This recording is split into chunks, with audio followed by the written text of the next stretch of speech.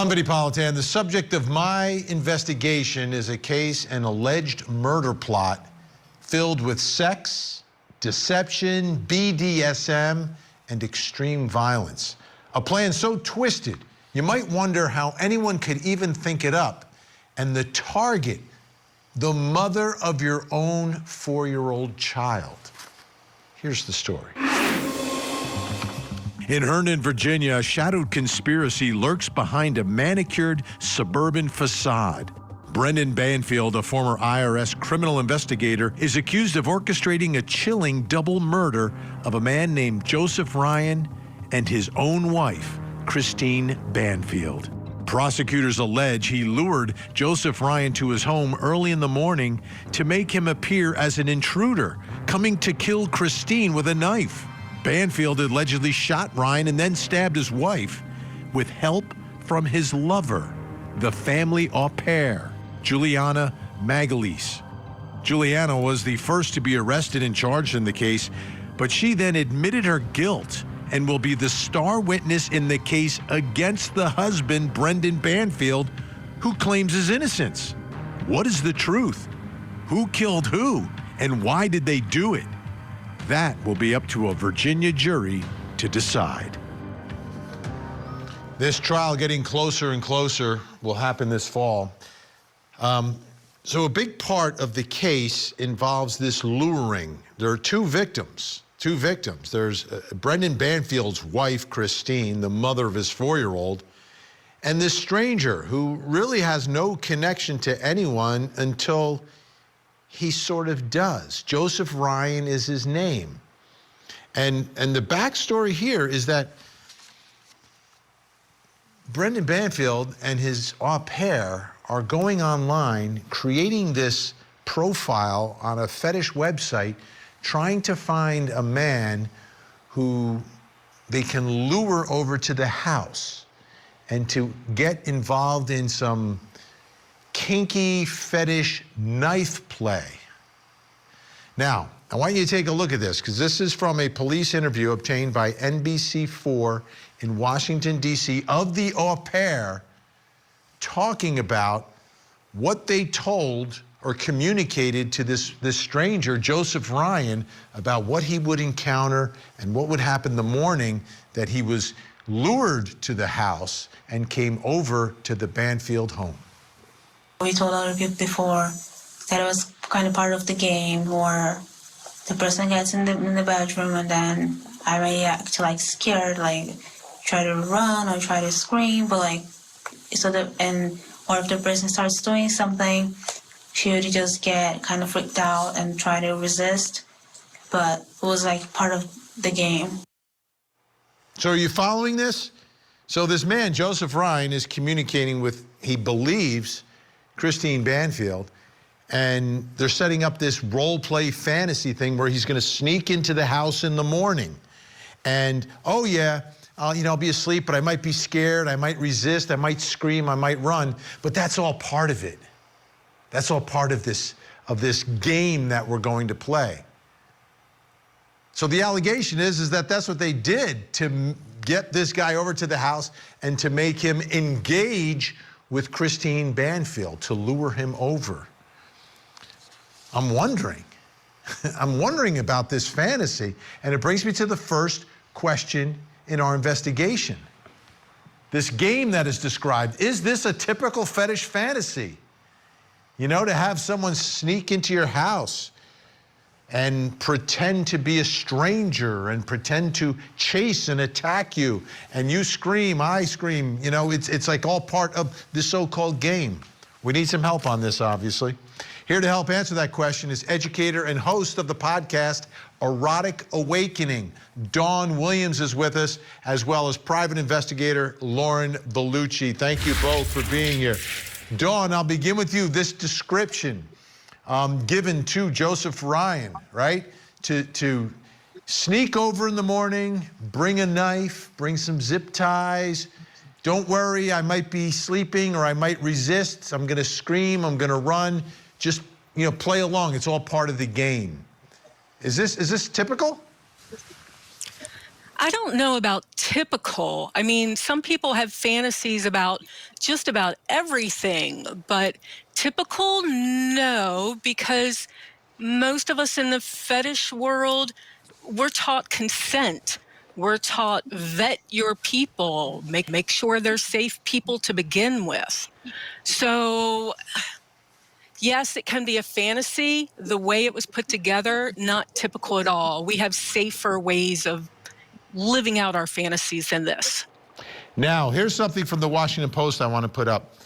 Court records detail what prosecutors have said appeared to be an elaborate ruse to lure Ryan, the victim, one of the victims, to the Banfield home using a fetish-oriented website. Prosecutors recently showed photos which Ryan had sent to his supposed partner of the tools he would be bringing, including a knife and zip ties. Lauren Vellucci, like it's one or the other. Either he's bringing them there because, you know, Christine wants him to and it's part of the game, or they are setting up Joseph Ryan to be a patsy here for all of this. I mean, who comes over to a stranger's house with a knife and zip ties? Yeah, no, exactly, which makes it so much more sick. Like, you wanted your wife gone, so you decided to bring in this innocent man who his only crime is he's into some different kinky things, right?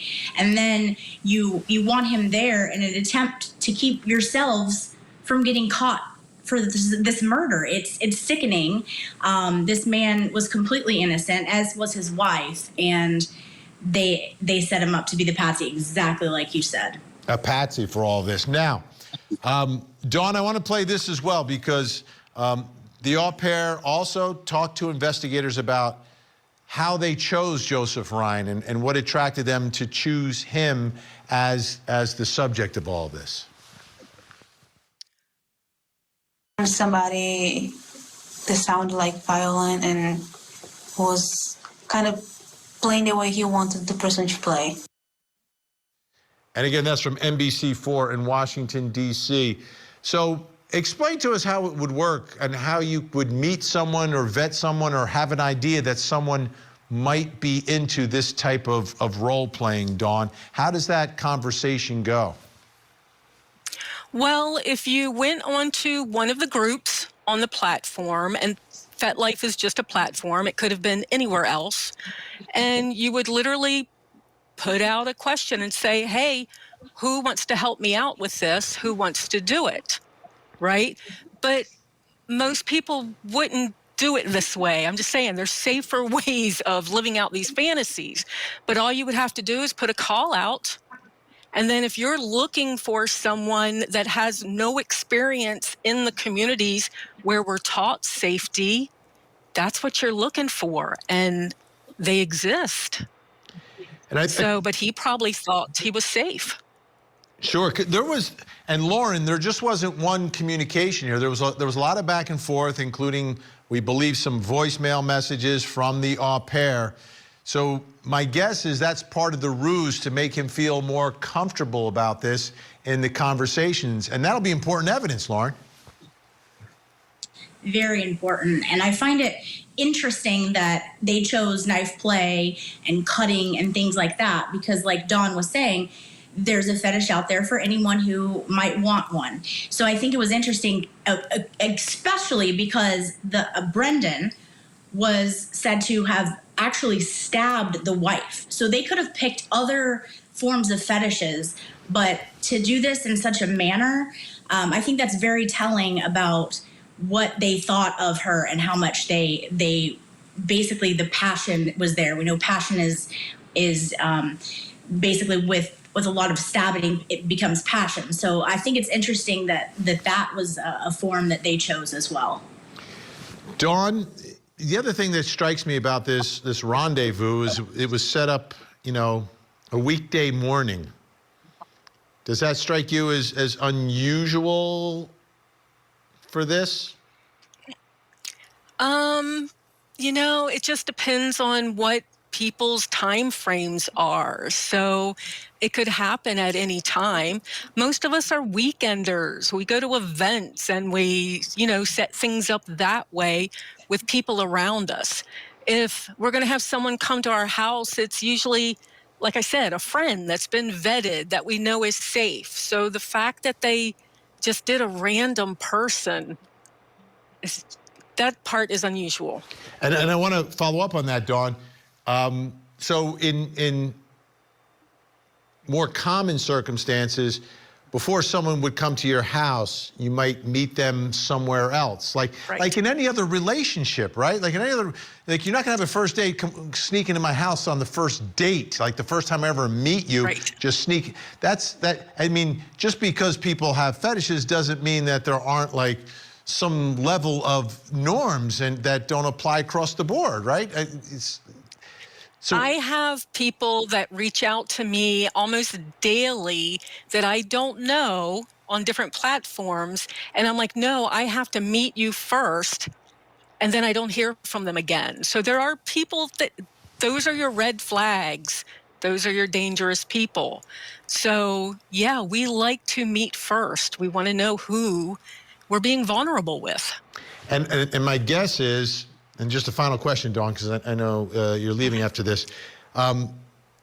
For him, Joseph Ryan, feeling safe going to this house, he's communicating with a woman and he's got a knife. So that probably helped him, from his perspective, feel safe going to a neighbor's house. Obviously, if Christine is not part of this conversation, according to prosecutors, so she really doesn't come into play for that part.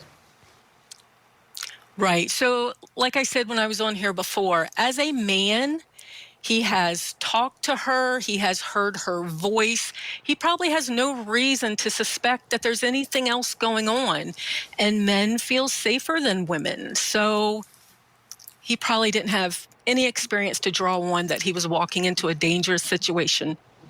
Yeah. And again, one of the victims of this and had no connection to anyone until he was lured there. Dawn Williams, thank you so much. Lauren Vellucci is going to stick around. Coming up next, how credible is the au pair? I'm Vinnie. I'm au pair. You're an au pair? Okay.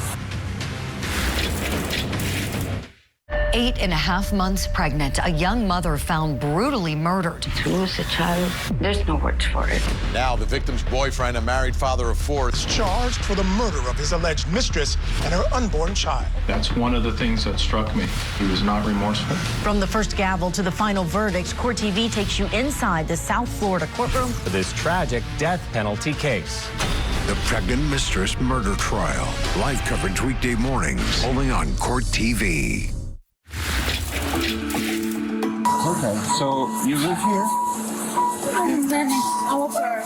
You're an au pair? Okay. Yeah. Okay. Okay. It was a lot of blood. That's the au pair, Juliana Magalhaes, and those are the responding officers. Now, she is there at the home during the course of the investigation. The husband left the scene because his wife was rushed to the hospital because she had stab wounds. Now, prosecutors say he's the one responsible, but he rushed to the hospital to be with her, so he wasn't there necessarily being questioned by officers who had responded. So I want to play for you more of this body cam video because this is the initial interaction with law enforcement, because they're the ones who call 911, right? They call 911, Brandon and the au pair call 911, and they've got the story about, being at the house, seeing this man attacking Christine, the mom, the wife, and they've got to shoot the intruder to try to save Christine. And then they call 911. Take a listen to more of her body camera interview. This is, again, the first responding officers. I was coming out. It was about Okay, yep, she said you were there? And then I forgot our lunch to bring it. And I was coming back to the house to get the lunch.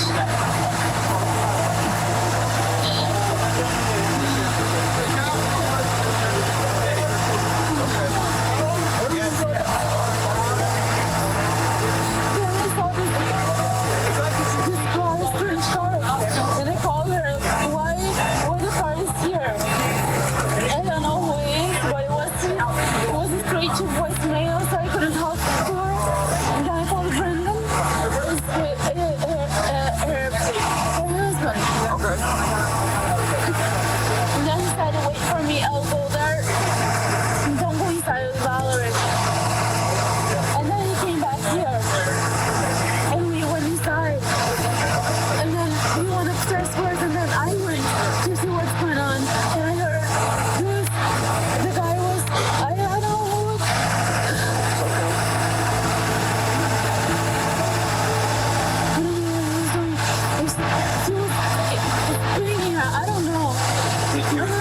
explained to her. I heard, like, I don't know what was that.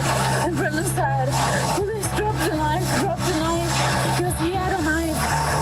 And then he said, drop the gun to Brendan. They were yelling. I couldn't understand. We were super fast. Okay.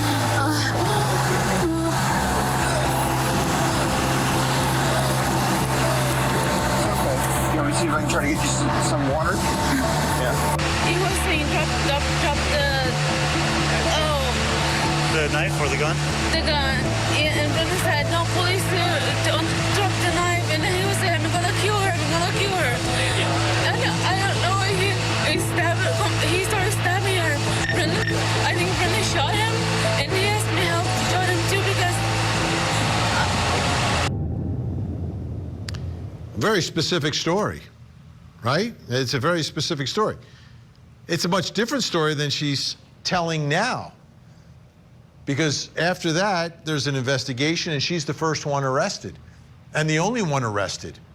And then she tells a completely different story to investigators, which leads to the arrest of Brendan Banfield, the husband. And that brings us to the next question in our investigation. She's the star witness. How credible is the au pair? Should she be believed?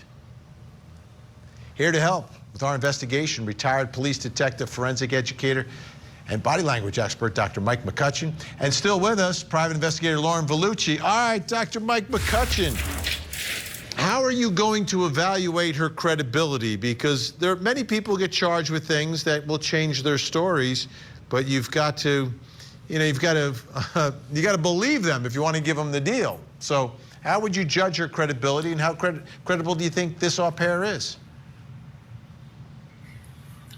From the clips that we just watched, her story is all over the place. In her initial story, it lacks any facts. You can almost hear the gears grinding as she makes up the story about what happened.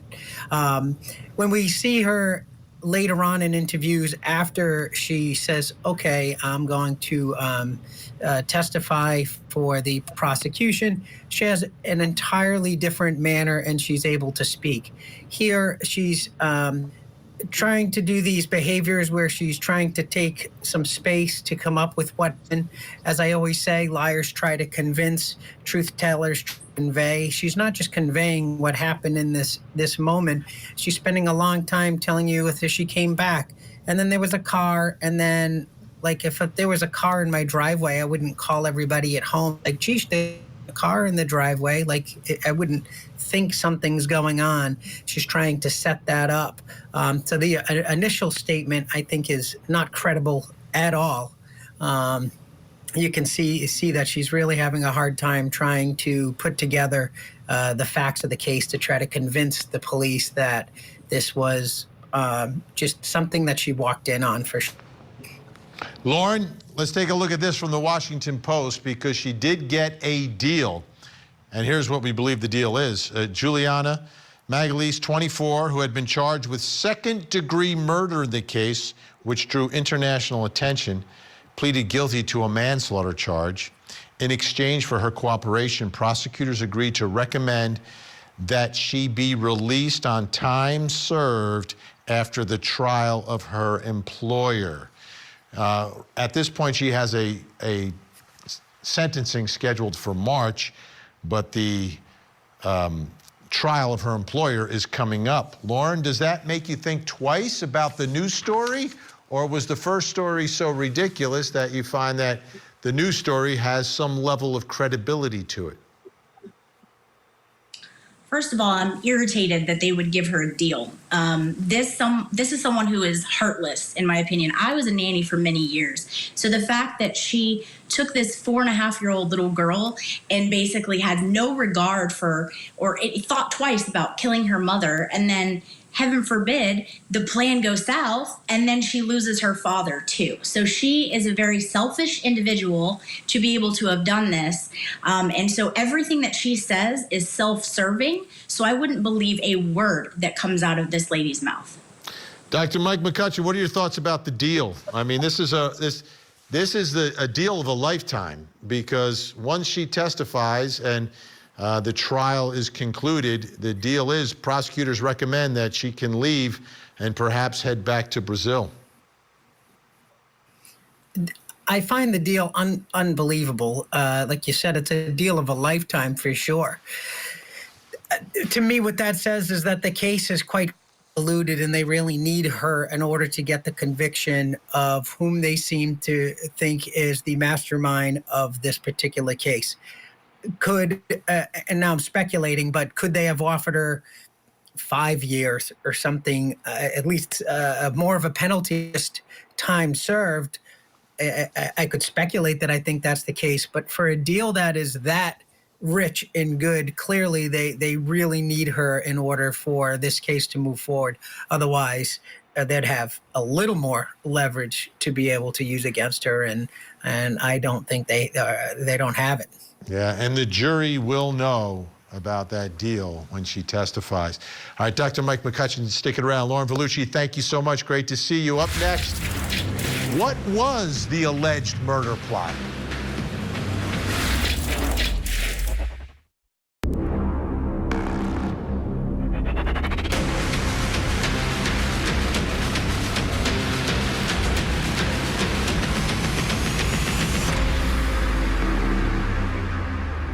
I'm Vinnie Politan. We continue our investigation of the alleged murder plot of Christine Banfield and Joseph Ryan, who died one morning as the result of extreme violence. And prosecutors say it was all a twisted plot by an armed IRS agent who wanted to share his bed with a young Brazilian au pair instead of his wife and the mother of his 4-year-old daughter. Here's the story. Brendan Banfield, a former IRS criminal investigator, is accused of masterminding a twisted and calculated plot to murder his wife, Christine Banfield, inside their Herndon, Virginia home. Prosecutors allege Brandon, seeking to escape his marriage and pursue a secret affair with the family's Brazilian au pair, Juliana Magalhaes, posed online as Christine to lure a man named Joseph Ryan under false pretenses of a sexual encounter. Once Ryan arrived, Brendan allegedly shot him in the head, then turned the knife on his own wife, stabbing her to death. The au pair, who later pleaded guilty to involuntary manslaughter, claimed she participated under Brendan's influence. Authorities say the murder scene was staged, but Brendan maintains his innocence. Was this a chilling act of betrayal, seduction, and premeditated violence fueled by lust and deception? Or is the husband the victim of a lying au pair lover? The murder trial is set for October of 2025. Of all the stories that we've covered and alleged plots, this is extremely elaborate, but how does it all start? Like, how do you begin to plan something like this? Well, first of all, the au pair says she was having the affair with Brendan Banfield for a while, and, you know, sleeping with him in the home where she was working as the au pair for the daughter of her lover and his wife, Christine. So what's the idea? Who comes up with it? Here's what the au pair has said now in her interview, now that she's cooperating with investigators. This was obtained by NBC4 in Washington, D.C. Then I asked him, we're going to divorce her? He said, that's not what I'm thinking about. And then he explained that he was thinking about finding a way to just get rid of her. Get rid of her. I'm looking for a way to get rid of her. A divorce? No. Get rid of her. And that brings us to the next question in our investigation. Here we want to get specific. What was the alleged murder plot? How did they allegedly plan to get away with this? To kill Christine and get away with it all? Here to help answer that question, criminal defense attorney, host of Defense Diaries podcast, Bob Mata, and still here with us, retired police detective and forensic educator, Dr. Mike McCutcheon. Okay, what I want to put up on the screen, this is more from that NBC4 interview with the au pair, where she said that Brendan was the mastermind who came up with the plan to stage Christine's murder. This is one of the things that she alleges happened. Brendan actually made changes to the house to soundproof it. He put in very expensive new windows, and they actually tested the noise levels. She describes a scene where one of them is inside, the other one is outside, and the one inside is screaming, and the one outside is listening to see if the soundproofing worked. Bob, let me start with you. Are you buying this allegation by the au pair that this was all Brendan's idea? I mean, it's tough. Like you said, Vinny, I mean, she did get the deal of a lifetime. That is a sweetheart deal. As a defense attorney, you're obviously going to attack that in terms of, look, she has a huge motive to lie because she's the primary witness for the government at this point, and frankly, she's the heart of their case. So, but if you're thinking about it logically, and, you know, we're talking about a IRS agent here, you know, presumably the guy's educated, seems like a pretty intricate plan. And it seems like a plan that would develop in the mind of a guy who, for whatever reason, decides that he doesn't want to just divorce his wife, but instead decides he wants to kill her.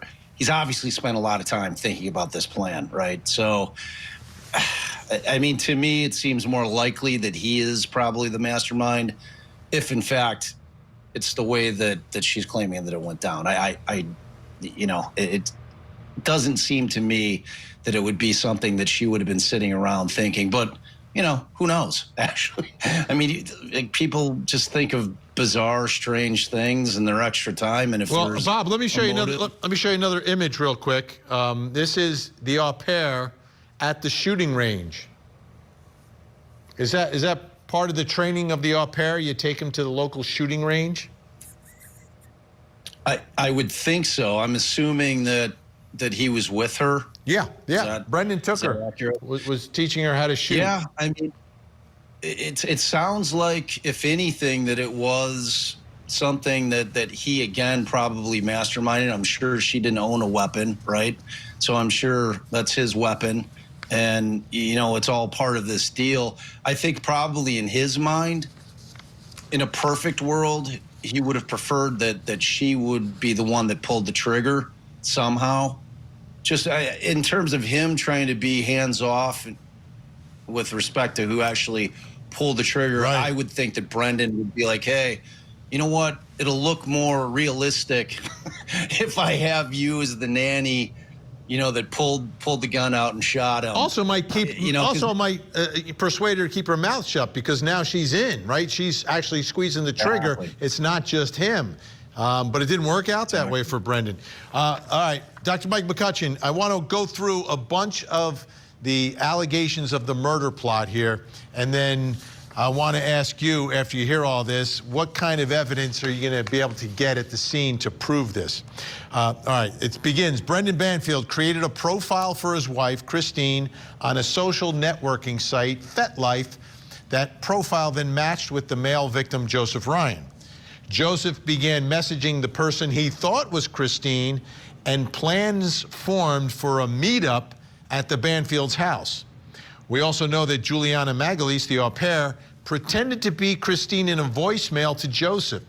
Joseph thought this was going to be a consensual sexual encounter. Christine bought tickets for her daughter and Juliana to go to the zoo that day. They were going to leave early that morning. Brendan seemingly leaves for work, but instead allegedly sits in a nearby McDonald's parking lot. The plan was for Juliana to call him when she saw the male victim pretending to see a, quote, strange man, and then Brendan would rush home. Here's where everyone was when Joseph Ryan was arriving at the house. Juliana and the daughter, they're parked outside the house, then they go inside. Christine is asleep in the bedroom, and Brendan is returning from the McDonald's. Juliana and Brendan follow Joseph into the master bedroom armed with guns, plural. They say they find Joseph stabbing Christine. Joseph is shot to death and Christine dies from the stab wounds. Take me to the scene there, Dr. Mike McCutcheon. Are you going to be able to figure out who stabbed who? Yes, I think you can. There's a couple of things that they will look at. First, they're going to do the blood pattern analysis to see what they can determine if it was multiple, or there were multiple stab wounds, but if there's going to be multiple attackers in different locations where she was attacked. I would also be interested to see what her defensive wounds are, and if there's any defensive wounds on Joseph Ryan as well. And the other things with Joseph Ryan is they're going to look at all of the digital evidence and the communications. And you mentioned a lot of this stuff was digitally communicated.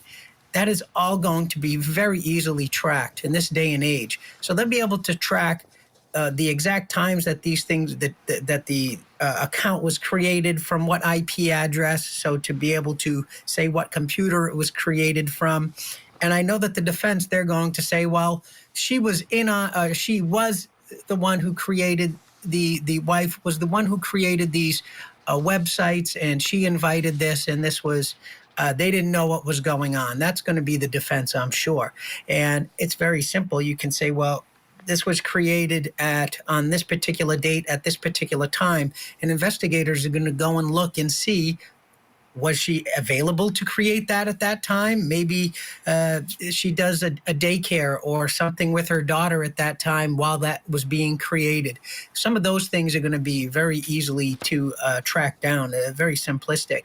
But in the actual room itself, I'm certain that there's going to be the blood pattern analysis, as well as the shooting reconstruction as well, to see how many bullets were fired and from where they were fired, and to try to get a range. Was this to go along with their stories? How close were they?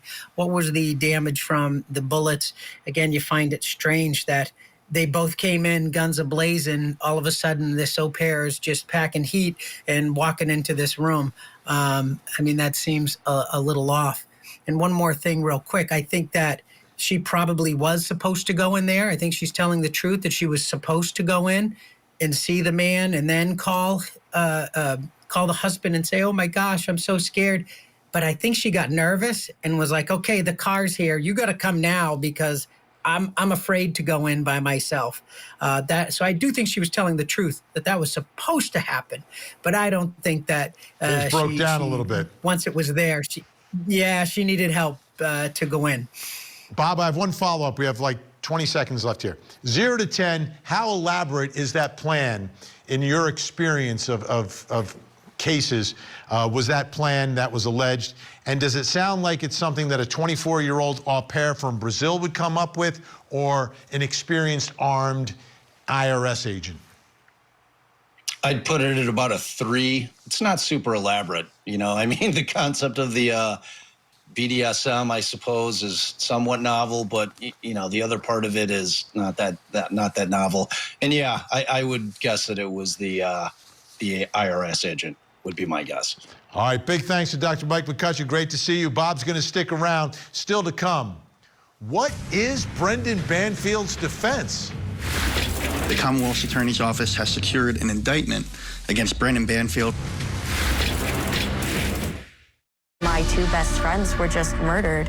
Join me for a Court TV true crime series where we take you from the crime scene to the courtroom. Donna Adelson hates every piece of grass that Dan Marcel ever walked on. It's something that'll haunt all of us forever. It always seemed like he was covering or deceiving. This was a whole different level. Victim to Verdict with Ted Rowlands, a Court TV original series. Season premieres September 27th. Only on Court TV. Today, I'm pleased to announce that due to the hard work of police and prosecutors, the Commonwealth's Attorney's Office has secured an indictment against Brendan Banfield for the murder of his wife, Christine, and the murder of Mr. Ryan.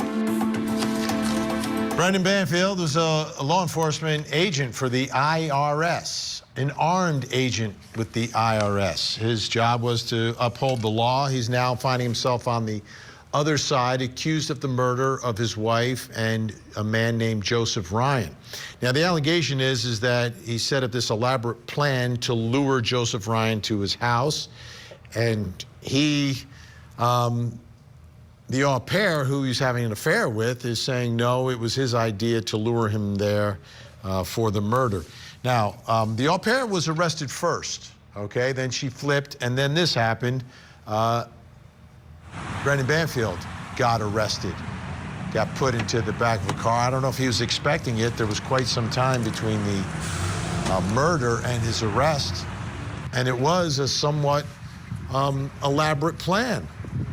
You know, the plan was to have a patsy, according to prosecutors, right, if you believe their story. The patsy was Joseph Ryan, a guy who's at his house in the morning while his wife is home alone sleeping, and this guy has a knife and has zip ties. But now the au pair says it was all a ruse, which brings me to the next question in our investigation, because Brendan Banfield's going to be on trial. What is Brendan Banfield's defense? Here to help with our investigation, criminal defense attorney, host of the Defense Diaries podcast, Bob Motta. Also joining us, criminal defense attorney, former district attorney, Matthew Mangino. All right, guys, put your heads together here. What's the defense going to be here, Matthew? Well, I think that there are some real flaws in this case for the prosecution. Number one, their chief witness is someone that they arrested first, who's flipped now on the Brendan Banfield. But the biggest problem with this case, Vinny, is another Brendan in this case, Brendan Miller, a forensic analyst, who said that Christine, the victim, and Joe Ryan, the other victim, had contact with each other, even before this elaborate catfish theory came about.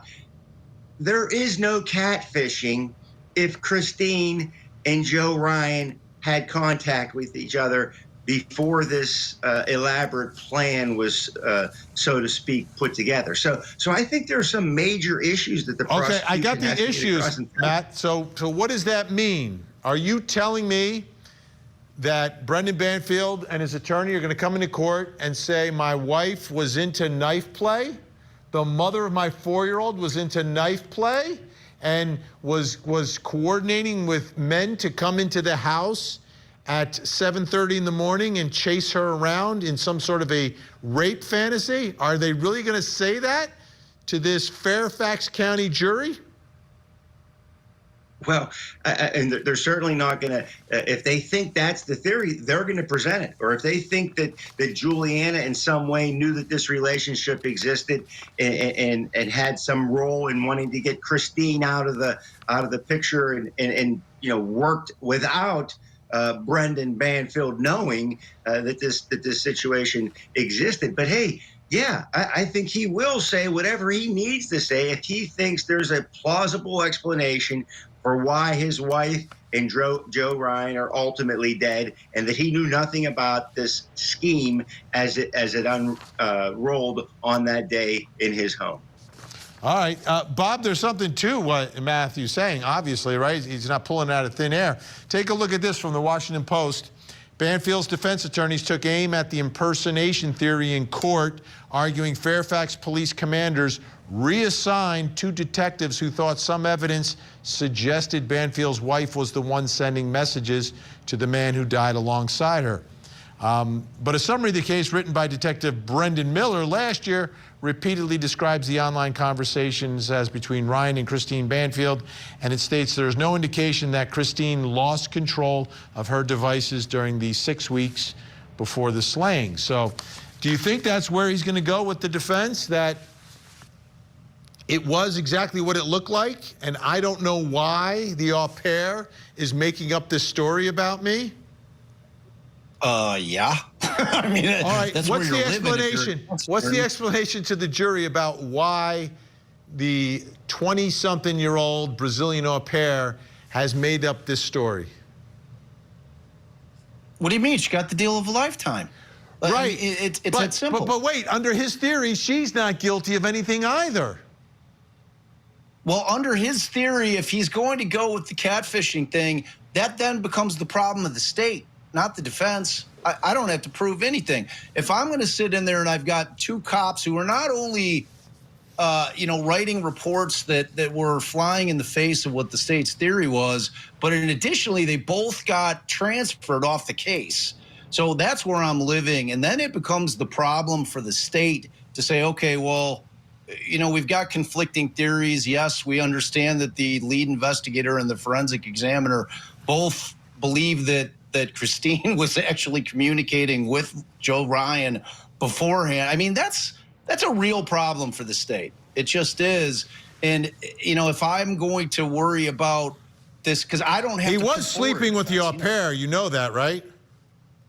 I mean, are they going to be able to prove that? Well, they have the picture of them in the hot tub together. Have you seen that? Like, that's not part of the job description.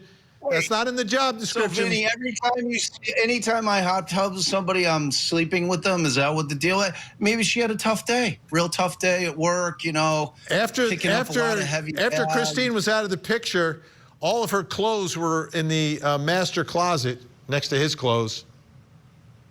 Was she the same size? The picture. I mean, maybe. No. She moved. We saw her clothes in the au pair room before, like immediately after the murder, and then a couple months later, all of her clothes migrated into the master bedroom. There was also the picture on the nightstand. There it is, of him and the au pair, the grieving widower. Yeah, I think those aren't great facts for the defense. There's no question about it. Those are going to be tough. Give me a That's time what we call frame. a bad fact. A bad fact. I got it. That is definitely a bad fact. Two bad facts are the picture and the clothes moving in. Not great for the defense. All right, Bob Mott and Matthew Mangino, great to have you both here. Great insight. It's going to be a battle, folks. It's going to be a battle. All right. What was the alleged end game here? That's what I'm wondering. Were the au pair and the IRS agents supposed to live happily ever after? Was the au pair supposed to just like pick up and step into mommy's shoes? And if so, were they going to hire another au pair to help out the new mommy who was the former au pair? I mean, all of this is kind of sick when you think about it. And what were they going to tell that little girl when she got older and learned how to use the internet? I'm Vinnie Politan. We'll keep digging for answers as the investigation continues.